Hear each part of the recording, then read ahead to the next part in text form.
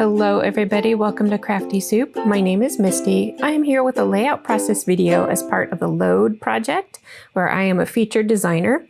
Every load has a theme, and this time we are talking about frogs, pigs, and fuzzy bears. Now, you don't have to scrapbook about the theme, but we use the theme to inspire our stories. And my story this time around was to tell a story that was embarrassing at the time, but now is laughable, and to use distressing on your layout. So let's do that. It did take me a while to figure out what story I was going to tell. At first, I was just going to talk about how I'm kind of sensitive, and when I get embarrassed, it doesn't fade easily. But as I was in the process of taking these selfies about just telling this general embarrassment story and sensitivity, a story popped into my head about a time when I was cooking dinner, newly married, cooking dinner for my husband's uncle. And I had grown up with a gas stove, and we had a broiler under the stove. So you open the drawer and you put stuff in the broiler. And so we got married, we moved into our first apartment, and it was an electric stove, and I had never ever used an electric stove before. And so I put our meal into what I thought was the broiler, and it was not. It was a pan storage drawer. Electric ovens had the broiler inside the oven, which I had no idea. My husband at some point figured it out because he grew up with an electric stove, and helped me out there and showed me where I went wrong. I was so embarrassed, but now it's funny for sure. As I've been chatting about my story, I have decided to go pretty simple with this layout. I am going to use this background paper that's already got its own distressing. I will add a little bit more, but if you are somebody who doesn't appreciate doing the distressing, start with pre-made products. That's the best tip right there, because there's plenty out there on the market these days. I will add some simple things to this later as we go along. Also, it has been a while since I've filmed the video, and now that I'm doing the voiceover, so I do have to remember what I did along the way. So you might hear me and ah a little bit as I explain my process. So like I said, I'm keeping it simple. I am going to add up lots of pretty layers on the photo of me that is the modern day kind of laughing part. And you will notice that I did take a photo of me like with an embarrassed moment face. And so I've got those two photos going on, and I'm going to kind of juxtapose them a little bit. You saw me pull out a little bit of ink in my fan brush. That will be some of my additional distressing. I also have here my set of food items. I was hoping to find an icon of an oven, but I couldn't. So I went to my stamps and looked through kind of homey and food related icons. And I also realized I had a stamp that had some of these circular energetic elements to them, which I'm going to use on the embarrassed side of my layout. So here is one of my simpler distressing. Oh, I do have some other distressing going on with this layout. We'll get to that now. I'm remembering. So this is one of the simpler distressing elements, which is to add just some spatters. So I am also distressing my photos with just the edge of my scissors. You can certainly use a distressing tool if you have that. I often like that better because it feels a little more controllable, but I'm also kind of lazy, so I just grab what's in front of me.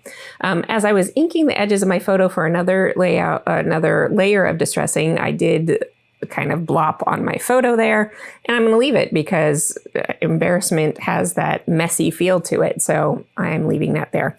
I'm going to add lots of room for journaling this story, and this is my favorite journaling stamp. I don't even know where it's from, and I've been using it for years like this. I'm going to block off some of the bottom, and I'm going to overlap the stamps as best as possible.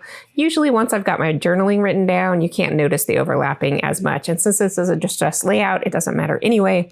So I'm just adding plenty of lines for journaling. All right, I have pulled out those circular stamps, and this is another layer of kind of distressing. This one stamp has kind of this burst pattern to it, and that reminds me of like cheek blushing burst. Speaking of which, that is why the color of this background paper is what it is. I chose kind of that pinky red blush of embarrassment. I have another stamp here, and these stamps are from Simon Says Stamps, and I'll link you up if they're still available. This one is kind of a swirl, and it kind of reminds me of kind of a confusion, cartoony confusion swirl. So I use that one. I have a couple of icons here from oh gosh, I can't remember the stamp company's name, but I will link you up to those as well. And I don't have any relationship with either of those companies, so that is just for your reference. This one is like an end table for a couch and a lamp and a coffee mug. So I'm just kind of setting up a little scene on the embarrassed half of this layout with some imagery and some color and some texture. So that helps kind of support my story on that side. And it's nothing big or complicated, and in fact, it's tone on tone. So unless you're really looking for it, you might not notice that it's there. But people who are paying closer attention to, reading layouts sometime in the future might notice those things and find them interesting. And then I've got my title there going that just reads simply, "Yep, I did that." So that is that. I will add more glue to those letters because lately, I've just been having everything fall to the bottom of my page protectors because that glue wears out on all of these products. So I will be adding more liquid glue, and I'm just making that a habit these days. I have a couple of little homemade tag elements that I made earlier in the month, and actually this kit was from April, and I did this layout in April, so this was more than a month ago that I worked on this project.